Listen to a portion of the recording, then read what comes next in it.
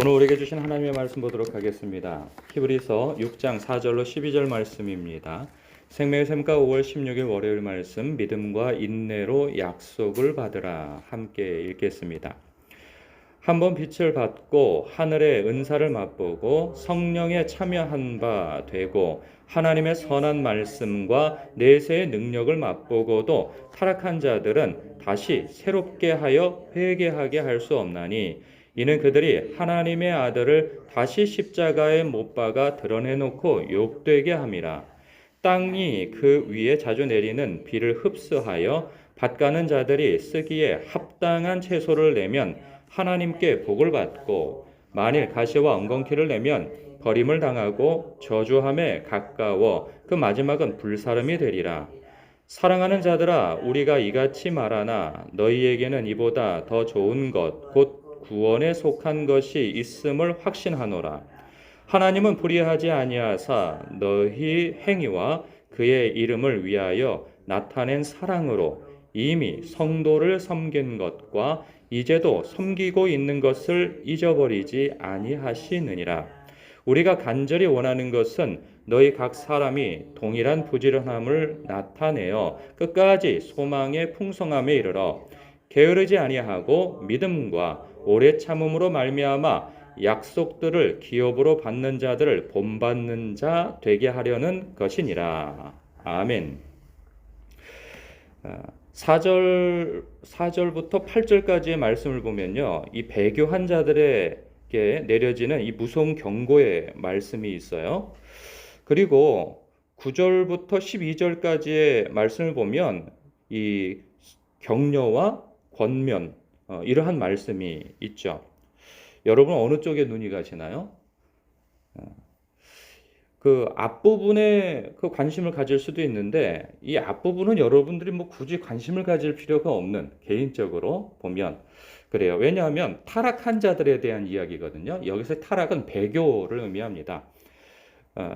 이 뭐 구원의 감격도 있고 예수 그리스도를 주로 고백한 복음을 듣고 주로 고백하여서 그런 어떤 성령 체험도 있었고 그리고 신앙생활의 기쁜 맛도 보았던 사람들인데 어떠한 이유로 이제 예수를 믿지 않게 되어지고 다시 옛생활 내지는 그런 다른 종교에 빠지게 된 사람들을 의미하죠.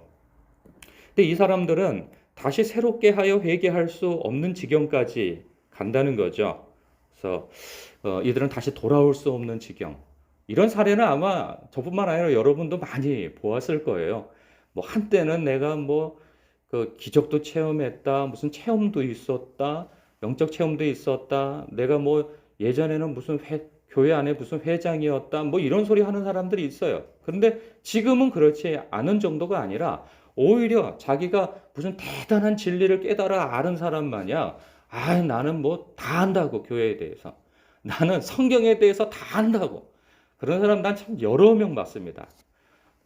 뭐 자기는 성경을 얼마나 많이 알고 뭐 설교를 많이 들었는지 자기한테 시키면은 설교도 할 수 있다. 뭐 이런 말을 이렇게 해대는 사람들도 봤고요. 그래서 막상 설교해 보라 그러면은 하지도 못하고 그리고 조금 얘기를 들어보면은 성경에 대해서 전혀 몰라요. 저는 심지어는 성경을 300독 했다는 사람도 봤어요. 그러나 그 사람의 말하는 것이나 그 사람의 성경을 아는 지식 내용을 보면 성경이 주장하고 있는 내용과 전혀 동떨어진 헛소리를 하는 사람들도 여러 보았고요. 사실 보면 그런 사람들 제일 어렵습니다. 돌아오기가. 왜냐하면 자기는 다 안다고 생각해요. 진리의 초입 부분에서 접근도 제대로 하지 못하는 사람이었으면서도 불구하고 자기가 다 아는 행세를 해가면서 이렇게 오히려 믿고 있는 사람들을 현혹하는 그러한 사람들을 많이 봤어요. 사실 그래야 자기가 배교를 했다는 것에 대해서 정당성을 얻으니까 그런 말들을 해야 되는데 그럼에도 불구하고 사실 여러분들은 그러한 사람들과 전혀 상관이 없지요. 오늘 본문 말씀에서 그래도 반면 교사로 삼아야 할 말씀이 있다면 7절과 8절이 될 거예요. 땅이 그 위에 자주 내리는 비를 흡수하여 이 말씀을 보면서 땅은 우리를 뜻하죠. 성도를 뜻해요. 근데 그 성도의 그 위에 자주 내리는 비를 흡수하라는 거죠. 그러니까 비는 하나님의 말씀이고 은총이기도 하죠. 그런데 이 비가 때를 따라 돕는 은혜로서 자주 내려진다는 거예요. 그럴 때 밭가는 자들이 쓰기에 합당한 채소를 내면 밭가는 자들이 쓰기에 합당한 채소는 하나님이 되겠죠. 하나님 편에서 그 땅에 어떤 씨를 뿌리기도 하고 비를 내려주기도 하는 것은 열매를 맺기 위함인 것이죠. 그럴 때 합당한 주인이 원하는 합당한 채소를 내면 하나님께 복을 받고 만일 가시와 엉겅퀴를 내면 버림을 당하고 저주함에 가까워 그 마지막은 불사름이 되리라 하는 것은 우리가 반면교사로 삼을 만한 말씀인 것이죠. 우리가 여기에서 주목해 보아야 할 말씀은 그리고 격려를 받아야 할 말씀은 9절 이하라고 봅니다. 보니까 사랑하는 자들아, 그러니까 설교자로서 지금 말씀하고 있어요.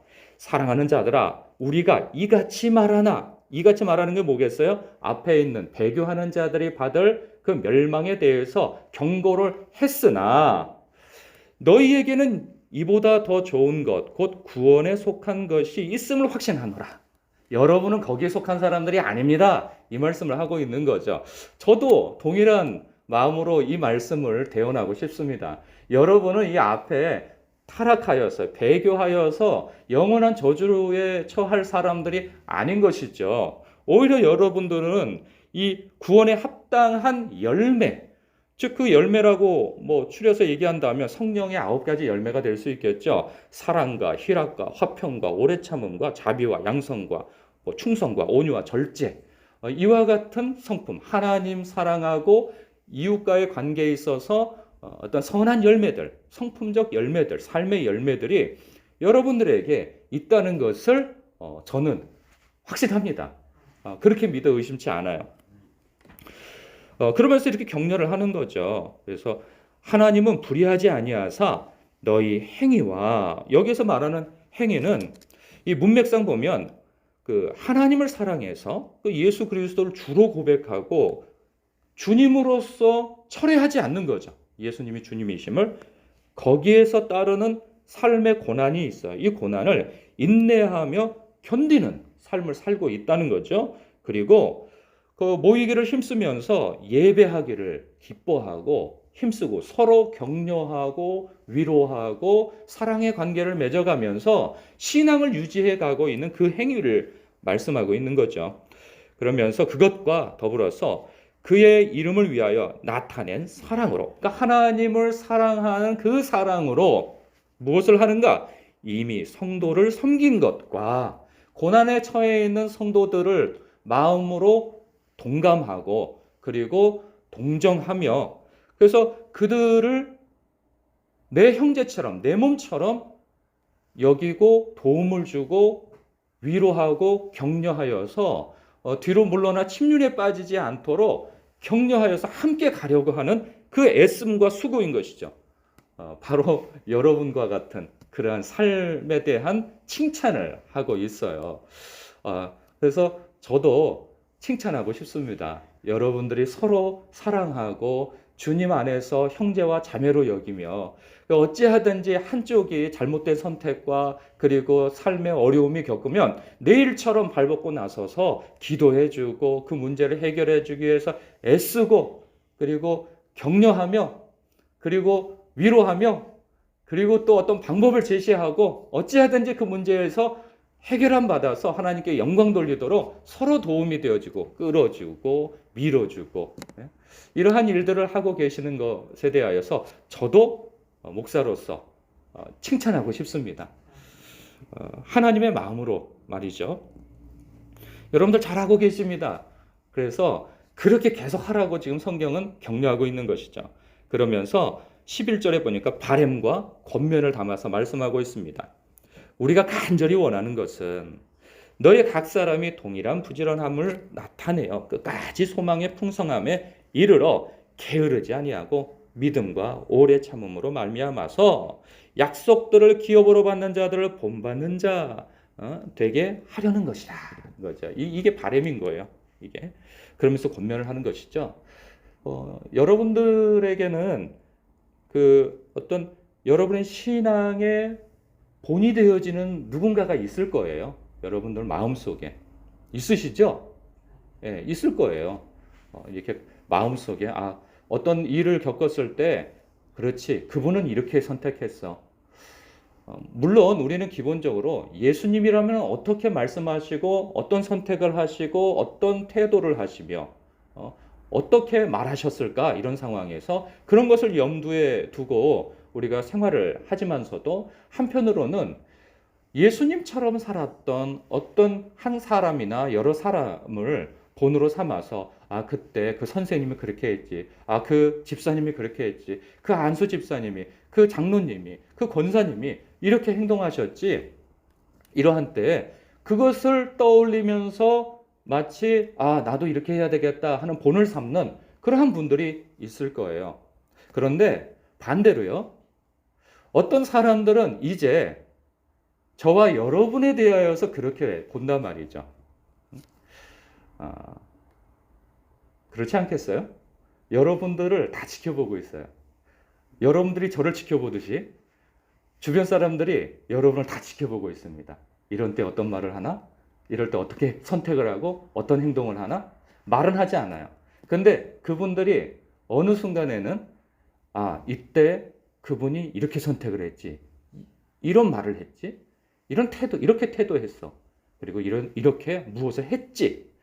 그러니 나도 이렇게 해봐야 되겠다 하는 그러한 본으로서 여러분들이 세워진단 말이에요. 어떤 사람들의 마음속에 말이죠.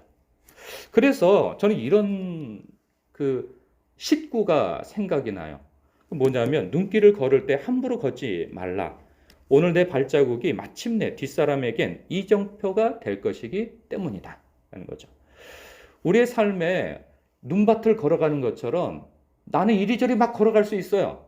그런데 이렇게 저렇게 걸어가지 말아야 할 이유는 누군가 방향을 잡지 못하고 고뇌에 차 있을 때 내 발자국을 내가 먼저 걸어간 남겨놓은 그 발자국을 따라서 길을 찾을 수도 있기 때문에 함부로 걷지 말라는 거죠. 이제는 우리가 여러분이나 저나 삶 속에서 누군가 우리가 밟은 발자국을 뒤따라와야 할 위치에 우리는 서 있습니다. 그렇기 때문에 우리가 누군가에 대하여서 발자취를 따라가 줘야 할 사람도 있겠으나 그것도 그것이지만 이제는 우리의 삶을 누군가 쳐다보고 있다는 그래야여서 천성을 향하여서 우리가 가고 있는 길을 따라오고 있는 많은 사람들, 우리를 바라보며 따라오고 있는 여러 사람들을 염두에 두고 우리의 삶에 예수님이라면 어떤 선택을 하실까? 이럴 때는 어떤 태도를 하실까? 이럴 때는 어떤 말씀을 하시고 어떤 그 선택을 하실까?